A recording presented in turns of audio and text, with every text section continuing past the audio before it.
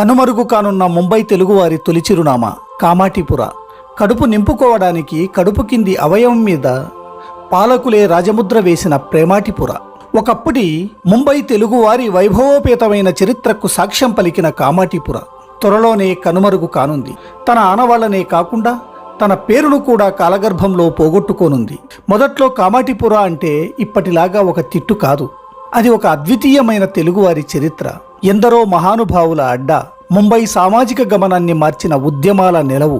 శతాబ్దాల క్రితం కొలబాలోని చేపల మార్కెట్ వద్ద స్థిరపడ్డ తెలుగు ప్రజలు ఆ చేపల వాసన భరించలేక అనారోగ్యం పాలై ప్రభుత్వ చేయూతతో స్థలాంతరం చెంది ఉప్పు పొలాల్లోకి మారి తెలుగువాడలు నిర్మించుకున్న స్థలం పేరే కామాటిపుర.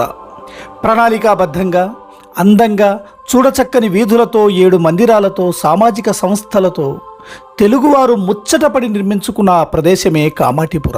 మహాత్మా జ్యోతిరావు పూలే, డాక్టర్ బాబాసాహెబ్ అంబేద్కర్ లాంటి మహనీయుల్ని ఆర్థికంగా, సామాజికంగా ఆదుకున్న తెలుగువారు నివసించిన ప్రదేశమే కామాటిపుర. ఎన్నో ఉద్యమాలు జరిగిన ప్రాంతం, ఎందరో నాయకులు, పారిశ్రామికవేత్తలు, భవన నిర్మాతలు ఉద్భవించిన చోటు. ముంబైలో కామాటిపురాను ప్రస్తావించకుండా తెలుగువారి చరిత్ర పూర్తి కాదు. జాతి విద్వేషులు కొందరు, ఉత్తర భారతీయ ఆధిపత్య అక్రమ వలసదారులు కొందరు తమ అజ్ఞానంతో, మూర్ఖత్వంతో గౌరవప్రదంగా ఉచ్చరించాల్సిన కామాటిపురాను అవమానప్రదమైన పదబంధంగా మార్చేశారు. అప్పట్లో మట్టికా కామ్ చేసే తెలుగు వాళ్ళు ఉండే ప్రాంతం కనుక అది కామ్మట్టిపుర అంటే కామాటిపురగా అయింది. ఆ కాలంలో విదేశీ పాలకులు బ్రిటిష్ అధికారులతో పరిపాలన సాగించేవారు.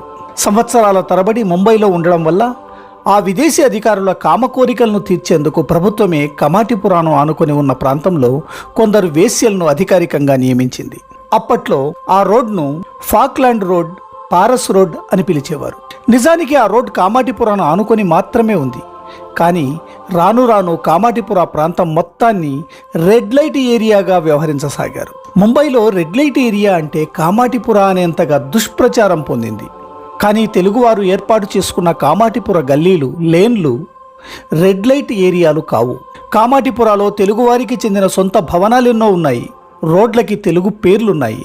మందిరాలు తెలుగువారివే. తెలుగువారికి చెందిన అతిపెద్ద సంస్థలు మున్నూరు వారు జ్ఞాతిగంగా, అఖిల పద్మశాలి సమాజం లాంటివి ఇక్కడే ఉన్నాయి. తెలుగు పుస్తకాలయాలు, తెలుగు దుకాణాలు ఇక్కడ సర్వసాధారణం. కాలం మారింది, మారుతోంది.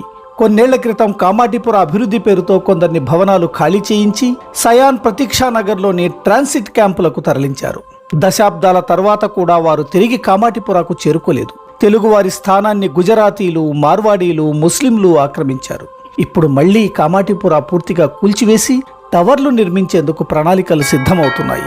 అయితే ఇప్పుడు కేవలం కామాటిపుర గల్లీలోని భవనాలను కూల్చడమే కాకుండా కామాటిపుర అనే పేరును మార్చేందుకు ప్రభుత్వం సిద్ధమవుతోంది. కొన్నేళ్ల తర్వాత అక్కడ కామాటిపుర ఉండదు. ఆ ప్రాంతానికి మరో కొత్త పేరు రానుంది.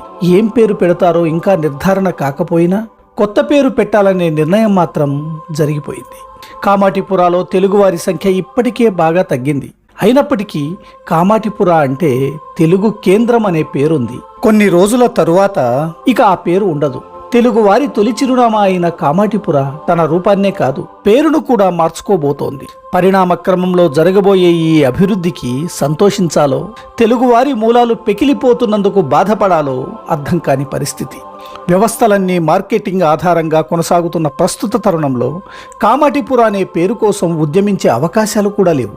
కోట్ల రూపాయలు పెట్టి కట్టే టవర్లను కామాటిపుర పేరుతో అమ్ముకోవడం వ్యవస్థలకు సాధ్యం కాదు. అందుకే ఈ పేరు మార్పు సంకల్పం. కానీ తెలుగు అభిమానులకు మాత్రం శరాఘాతం. తప్పదు, భరించాల్సిందే, భరించి ముందుకు సాగాల్సిందే.